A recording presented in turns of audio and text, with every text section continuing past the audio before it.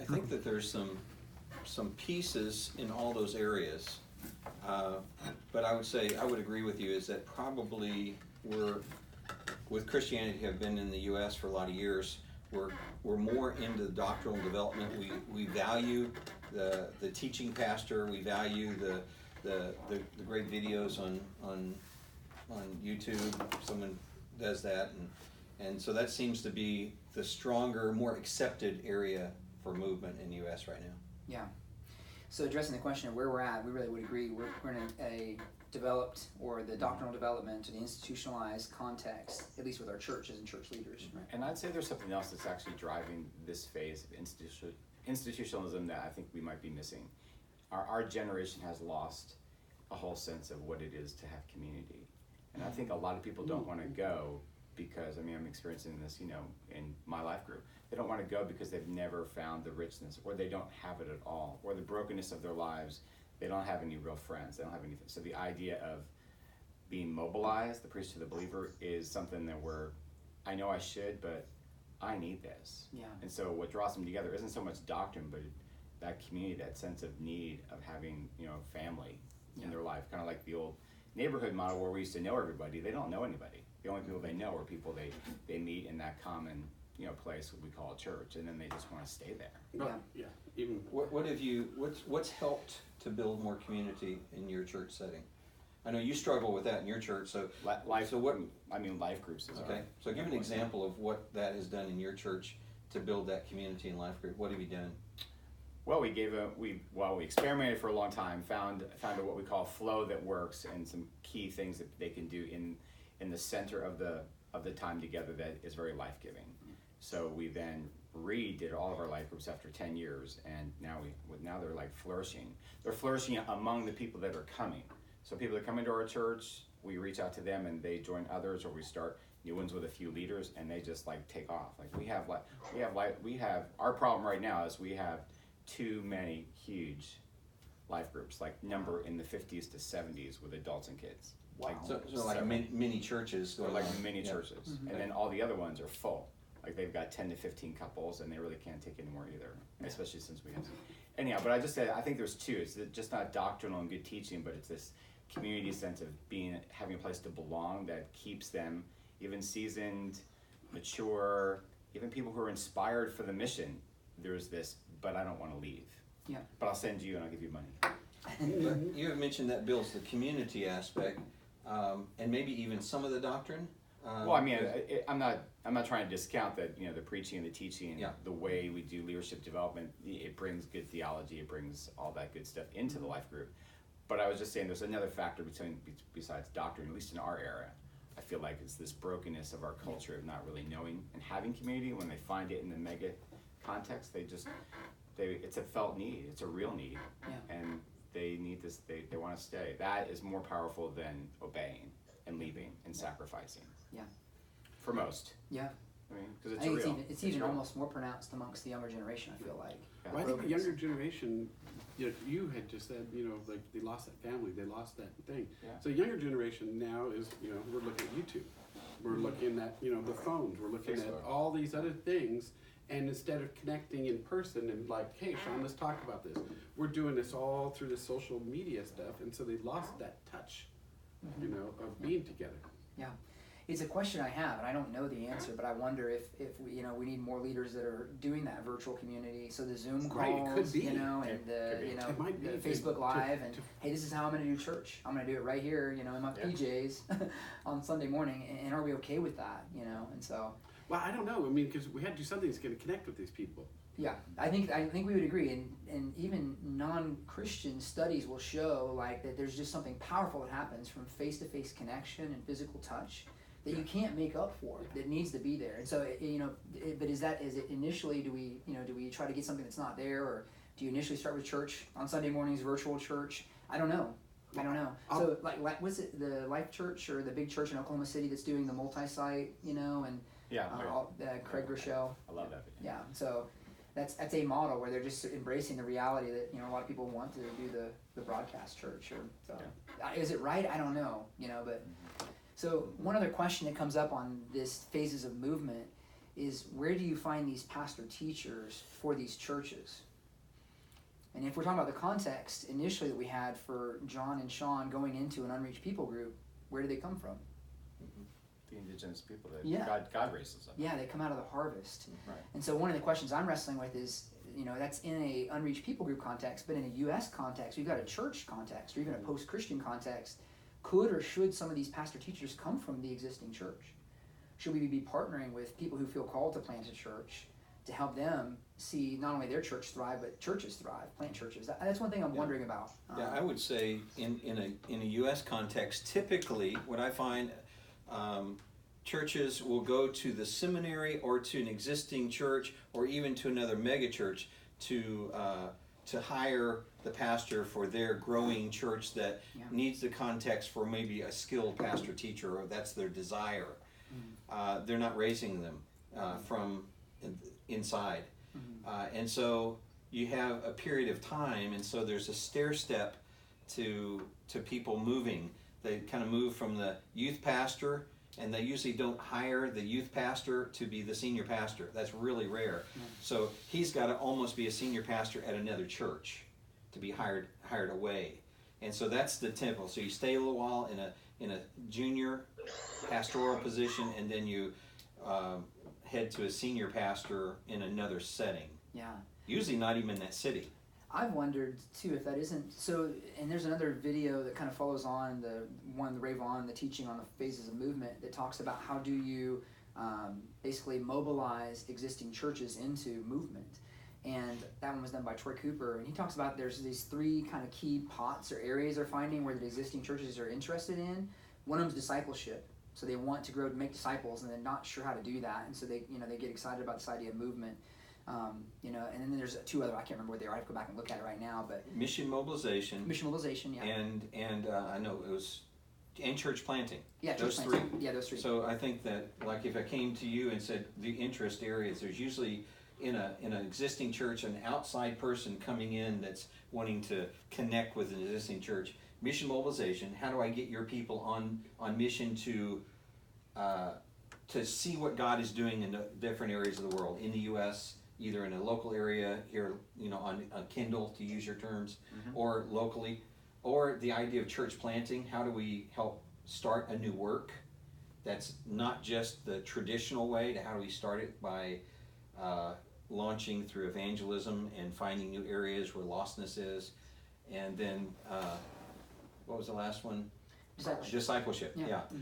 Which is just personal growth themselves, so they can disciple disciples, Yeah. So I'm wondering if that isn't one of the key aspects, the church plant, even just encouraging, larger churches to plant churches that plant churches. So you've got a network of, churches that you have a smaller context to raise up leaders. It's like if you're trying to step onto the stage to lead a mega church, very few leaders can do that, straight out of seminary, right? Because there's so many lessons you've got to learn in terms of resolving conflict and going all the way back to the seed sowing and and how to help a new believer, or counseling and things like that. And so, but if you've got a network of churches that are planting churches, you've got a network of leaders that you could potentially hire, for your. I don't know if that's a right way to think about it or not, but what are the selling points for larger churches in America to move towards movement? And that church planting one is one that I've been kind of questioning and wondering about more. So one of the things too with the phases of movement, and Sean, I know that y'all have seen this, is that a lot of leaders in this final phase, the institutionalized phase, they'll come out of that and go back into a seed sowing or a 0 to 1 phase, for example, in another country. So you go to Uganda and you see this and you get a taste for it and you're like, oh my God, what are we doing? We've got to do this, and so then you want to bring that back to this, final phase, institutionalized phase. What is the language you use? How do you talk about that in a way that people can begin to grasp it, can understand? You go and talk to people about making disciples and they're like, how do I do that? How do you make a disciple? I've never done that, And so that's one of the keys is what is the language that you would use to taste that? And maybe the Kindles, that's what it's called for y'all's church, right? Sean? Commission. Yeah. How do we get more believers a taste of that? And then get language that helps people to understand in this institutionalized phase what it looks like to go back to that seed sowing phase and to start, amongst an indigenous people group or an unreached people group even here in our city. I don't know that, One thing I kind of think about, with the U.S. is we just did a Kindle last week. and we knocked on 400 doors, John. 450 doors. And then how many people came? And we don't even know, it was probably even more because we asked people not to record the door knocking if no one was there. But we had 3 to 4 people come to Christ and 3 to 4 people that were yellow, and there was one believer that was interested in training. But 400 So that was- doors, you know, so That was 30. That was 1 hour, an hour and 15 minutes with 30 people. yeah. Wow. And so my big thing with that is, you know, you look at that and you knocked on all those doors, they have everything. I have my car, I have my house, why do I need God? And you're getting this throughout a lot of the U.S. And it's not until we have some type of major devastation, 9/11, where if we went out and knocked on doors the week after 9/11, I guarantee instead of having 4 people that came to Christ, we would have had 60 people that came to Christ. Yeah. Because all of a sudden we have a need. Our time is limited. There's something going on. And that's when, you know, our movements are going to happen, is when the U.S. has that and they're awakening. Yeah. You know? Yeah, I find there's 2 contexts that I've seen real growth in. One is persecution. When there's persecution without, the church comes together.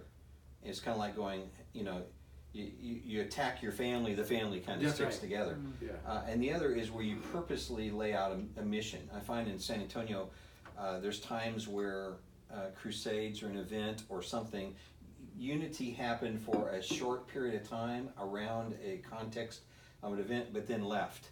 Because it wasn't an ongoing vision to finish a task, it was to bring it toward the event. So how do we move it past that so that we sense the need to be able to do that? I don't have a good feel for it except for finding the few people that want to continue to do that and keep building that slowly out. Yeah. Hey, Mark, do you got any thoughts on all this? Probably processing the phases of movement and just even thinking about your context there on the east side of San Antonio. Yeah, can you all hear me? Yeah. Yeah, we can. And why don't you share, you came to San Antonio, come and give a little history there, and what you've already seen and what maybe this idea helps to move into maybe God's direction for you. Yeah, well, I guess the history is we had come to San Antonio about 5 years ago. We joined an urban mission organisation called Servant Partners. We were based out in California and have been trying to plant churches in different kind of low-income contexts in the US, but also overseas. And I think the context we're in is kind of challenging to see movement in sometimes, because you're encountering a lot of people who may have addiction issues. So there's a lot of family breakdown and relationships in. I mean, you may see that in lots of other contexts as well, but I think we see it a very kind of full-on way in the context we work in. So we had moved here 5 years ago, and we began the church just as a simple house church about 4 years ago. And I think kind of went fairly quickly into that broad seed sowing kind of work. I guess one thing that's distinct about the kind of work here is that, you know, most of our church people are connected geographically, so they all live. Everybody who is kind of become part of our church lives within a kind of mile and a half radius of where we're based, and I think that kind of maybe speaks into that sense of belonging a little bit, that everybody is kind of feels like they belong because they live geographically closely connected to one another. So I think that's something that is also interesting. I think, especially when you think about bigger churches, that I guess it's not necessarily a good or a bad thing, but some churches will pull people from all over the city, and it's sometimes hard to get that sense of belonging and meet regularly with people when you live like 30 minutes, 40 minutes away from people you're in church with on a Sunday morning. So we live on the east side. We live, I think John knows where we live. We live right in the heart of the east side. I think Sean, you've been to my house as well. Yep. So You're there. Yeah, I think we found that a helpful thing in terms of building that sense of belonging and community. Mark, what helped to build the sense of your church being a community-based churches? Because as you said, most churches move quickly from community to attractional because of the skill of a pastor or teacher, and people drive across town because they want to be a part of that gathering? I guess one key thing is the kind of sense of casting vision that, from an early stage, the people who began to become involved, we cast vision with them that we wanted this to be a local church. We would obviously welcome people from outside the community, and we've done that. I think we've done that kind of annually. We've kind of begun each year with kind of a vision casting process. So as new people come into the church as well. So I guess that kind of vision casting is still important. So and then I think encouraging, as we do the seed sowing, encouraging people to think about how they can be actively involved in mission in their neighborhood. So when we talk about the priesthood of all believers, a lot of people we meet don't believe that they can take ownership of this mission themselves. So I think most experiences they've had of church would be where the pastor is responsible for that, and that they're not taking ownership of that mission themselves. So we've had various kind of outreaches that have encouraged that as well. So so we've done things like once a month we host like a community meal where we'll invite people to bring food to share, and that's brought people from kind of maybe unchurched people on the edges of things to take part in that kind of thing as well. So but I do value especially the kind of sense of being connected geographically quite closely to people. I think for me that's been quite important. So I come from the UK, and institutional churches, the Church of England even with I think we're probably even further. I've had experience of Church of England is way into that institutional phase. So I've seen the Church of England operating in such a way where it's the barriers they have to raising up leaders. You have to go through not just a seminary degree, but multiple interviews, 6-year process just to be accepted. So I've had exposure to those kind of things, and I think one thing we've also done is we've taken a few risks in raising up local leaders. We've given local people opportunities to serve and lead. One of our worship leader is a guy who lives in the neighborhood, and he's preaching regularly now, probably once every 5 weeks or so. We've taken a few of those risks to build up local leadership, and again I think that helps others, that encourages others to feel like they have a stake in it as well. So I don't know if any of those things are helpful. I was going to say, you mentioned one thing there, Mark, I think that is really key, and that the idea of risk taking.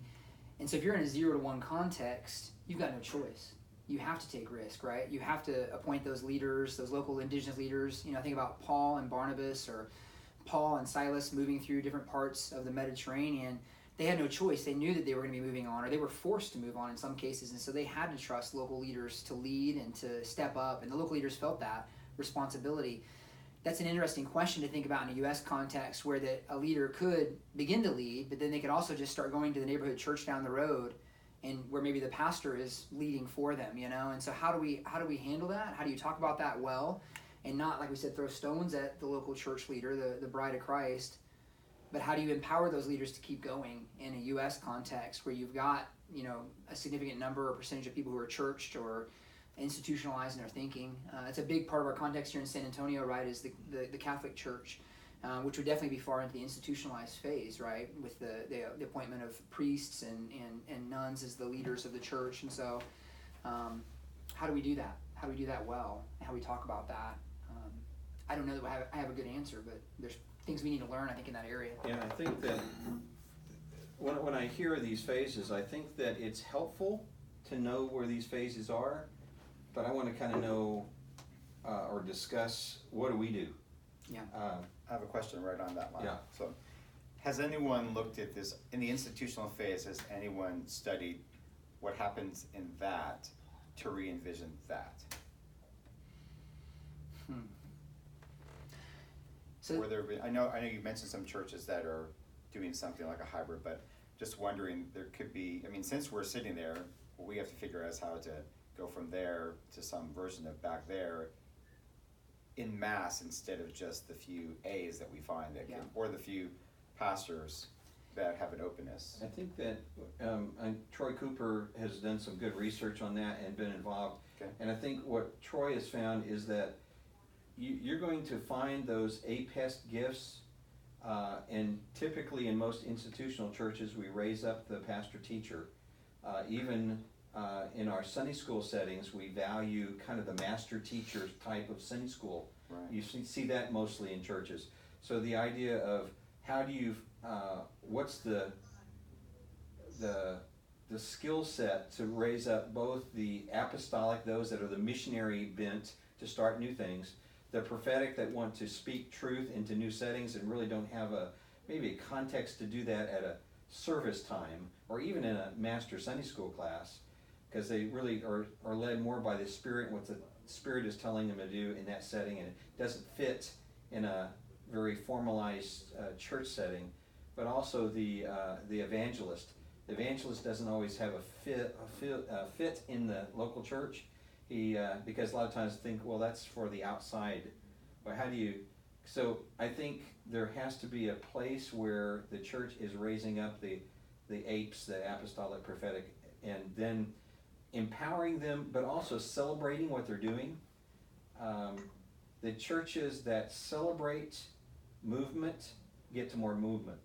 So they have a sense of, hey, this was a person that trusted Christ recently and they come out and tell their story, or a person that talks about their vision to reach an apartment complex and where they are, and they pray over it, so that it's not just the mission trip that they have a context of discussion or celebrating, but something that's just normal flow. there's two contexts, at least that I'm aware of right now, and maybe in California too with Troy, but so Oklahoma and Oklahoma City, and I think Tulsa and Carter Cox, where they're at, they've been working a lot with the church, and they've actually got a coalition of churches that are doing this and really trying to send those leaders out and multiply. And I think they're figuring out a lot, so that could be a great place for us to connect and begin to learn, or even just take a trip and see what they're doing. The other one, and I need to do more homework on this, but in Florida, in North Florida actually now, so South Florida as well, because they worked for years in South Florida, and God's doing some amazing things there.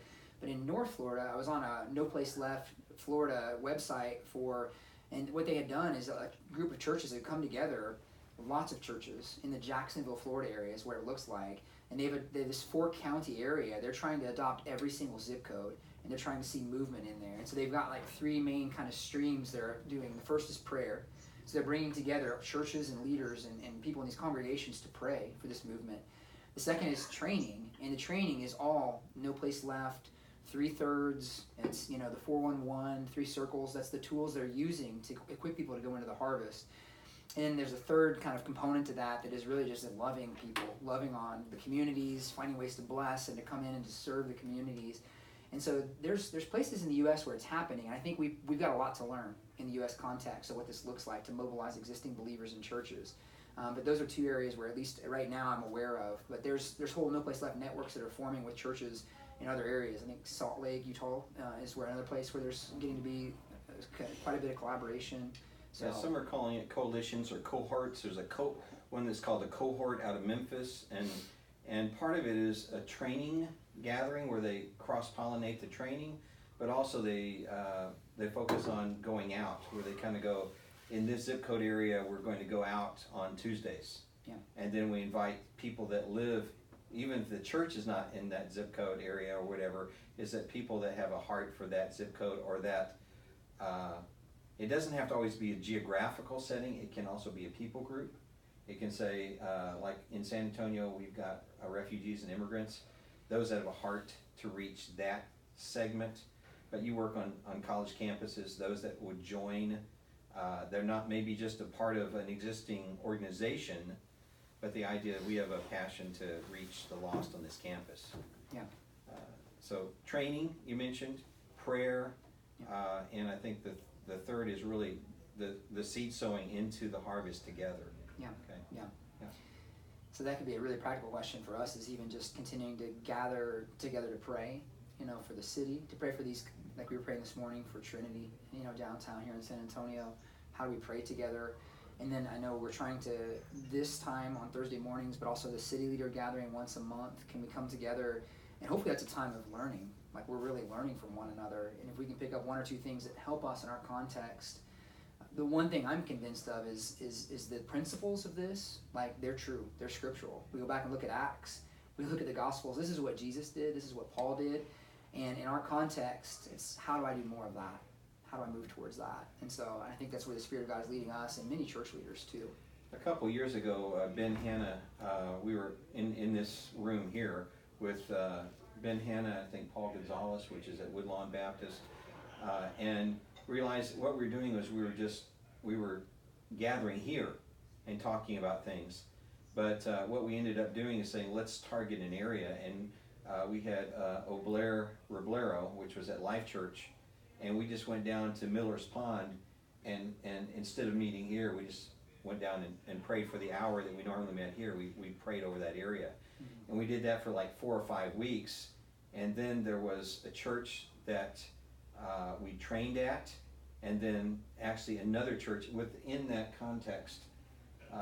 And then we moved up. We were going to we put it on a map where we thought we'd go next, and really it opened up in a total different area, both at Crossbridge in the far north central, and then First Baptist.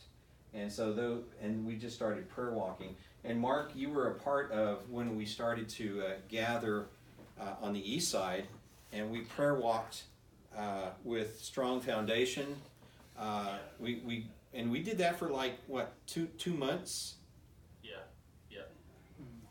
And so I think that we're missing concentrated prayer. And I think that is one thing for praying in a building, but getting into the community. And I know that John said right after we're done here, anyone that's available, we're going to over and just prayer walk Aspire Apartments, which is on John's heart to start a group in. So I think that's good. We need to get out, prayer walk, target some areas and seed sow in those areas too. Yeah. Should we go ahead and wrap up? Yeah, we can wrap up and then we can spend some time in prayer here. 9:42. 9:42. Okay. Yeah. So we're ending on the live here. So thanks for joining us. Really good, Jason. Yeah. A couple of final thoughts would be the technology piece of this. And Mark, if you have any thoughts, please send them or whatever. But I'd love to try. I think about the younger generation. If we're going to really get involved in the younger generation, we've got to continue to hone the electronic, the technical part of this. So getting it up on, whether it's YouTube or Zoom or Facebook. Oh, I don't know why that's. Yeah, there we go. Is that your video? Yeah, that's fine. Yeah. So I think trying to figure out better how to do this. And so Mark, if you have thoughts, and then also the content too. And I'm going back through the residency training modules, and so this is one of them, the phases of movement. They're things that you would get kind of at a 4-day, but also the residency. But I think I'm realizing, like, man, there's just tremendous value in those things. And so, do we want to look at the modules that there are for a residency training, which, again, the idea of the residency, and I was looking at Chuck Wood's residency modules, but the idea is that would be 1 year to 2 years of training so that you would be ready. You do that here in a local context where people are practicing movement principles to be ready to go to an unreached people group overseas. And I think that, as we go through those, we can learn together and learn from one another. And that was the value for me as I was a part of that residency, was the sense of like, hey, I don't know it all, but Sean's going to share something this week that's going to help me. Or, Rich is going to have an idea that just may be the key to unlocking an area where I'm stuck. And so, can this community be that, like a learning community? And what's the content that we need to do for this and for the city leader gatherings, I think, too. I think that, for those that haven't seen the different types of training,